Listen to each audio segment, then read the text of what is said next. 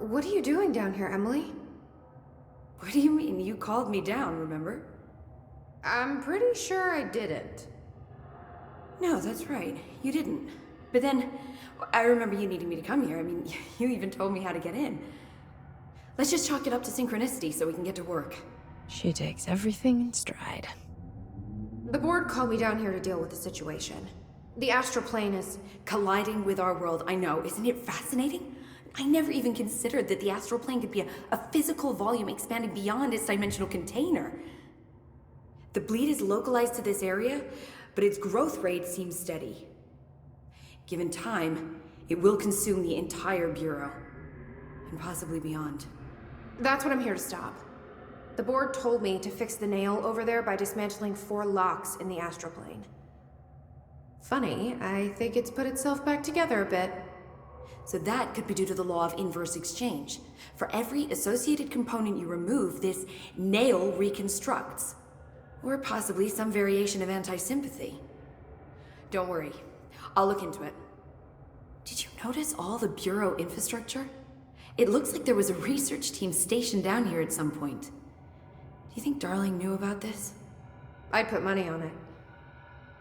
That reminds me, have you seen Marshall?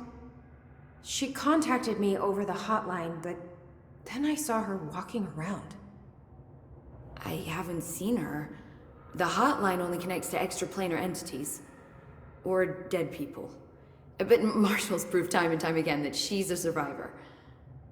That's exactly what I thought. Anyway, I've been looking into the minerals growing down here. Have you noticed how they insist on maintaining a certain form?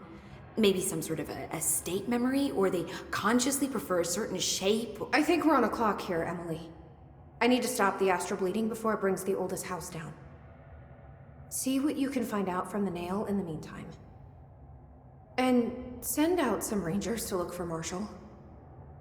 She may be in trouble. Will do, Jesse. If you see anything interesting, remember to take detailed notes.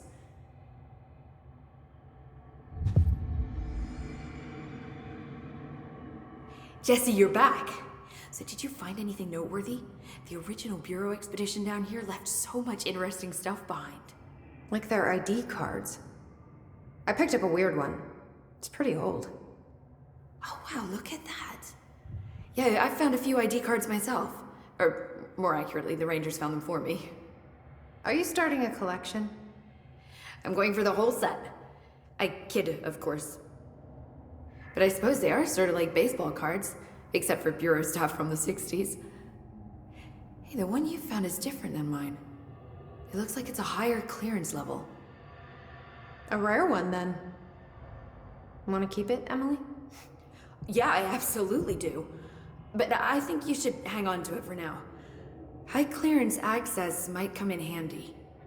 Sounds like you have something in mind. Guilty. See, I've been going through Dr. Ash's notes, or the ones I can find, anyway. Like Darling, he seemed to enjoy hiding his most relevant research. From what I gather, there is another floor beneath the warehouse with a special lab that requires 5 high-level staff members just to access. Here, take this. It's an old skeleton key. Something else the Rangers found. I give them $5 for every useful trinket they bring me. I'm gonna assume this key is my ticket to that lower floor. And that super secret lab you mentioned.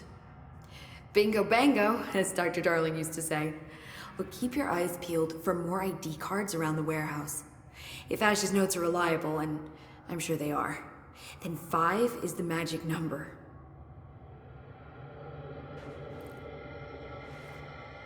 The Rangers have tapped into an old radio network they found around the Foundation.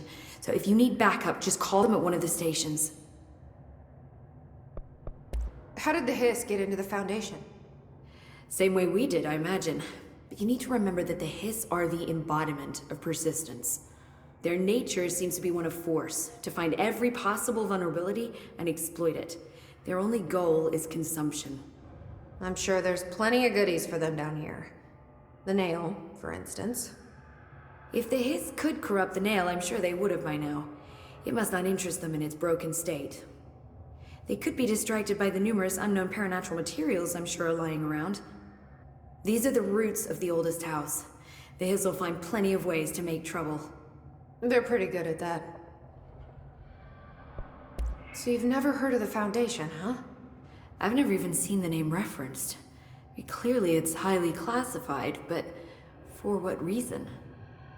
The problem with these kinds of closed-off hidden areas is that they were likely sealed for good reason. But now no one is left to tell us what that reason was. Any guesses why the Bureau would hide something like this? I only know what I've observed. This place is spatially rigid, which means it doesn't shift like the rest of the oldest house. And before you ask why that is, I have to admit that I'm clueless. There's some signal interfering with my equipment, making it hard to get a clear reading. It's being emitted from the floor. Maybe I should have brought a jackhammer. The astral plane is already taking chunks out of this place, Emily. Let's not add to it.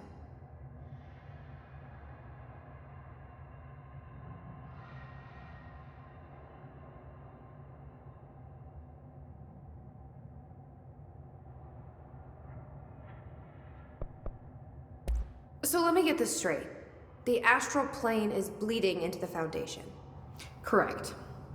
And that's happening because the nail is damaged.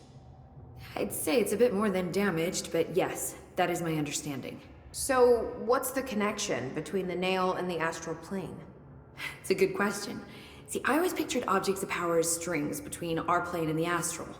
If the nail has a similar relationship, then maybe it's more accurate to think of it like plumbing.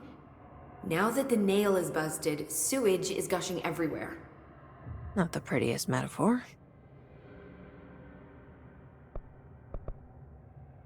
I should get back out there. The astral bleed won't